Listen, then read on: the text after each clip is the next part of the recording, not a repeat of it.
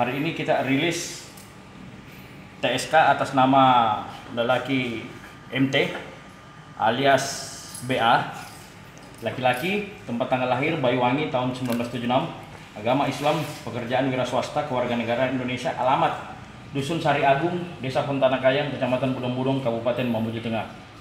Telah dilakukan proses penangkapan, upaya paksa penangkapan pada hari Selasa tanggal 6 November 2018 sekitar pukul 1.30 WITA di Dusun Sari Agung, Desa Fontana Kayang, Kecamatan Budong-Budong, Kabupaten Mamuju Tengah.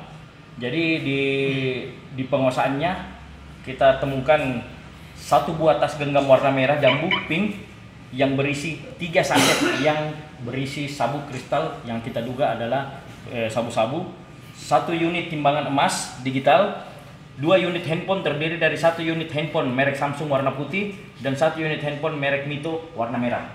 Ya. Jadi pasal yang kita terapkan terhadap TSK pasal 114 ayat 1 sub pasal 112 ayat 1 Undang-Undang Nomor 35 tahun 2009 tentang narkotika. Tentang narkotika, ancaman hukumannya paling singkat 5 tahun, paling lama 20 tahun, denda paling sedikit 1 miliar, paling banyak 10 miliar.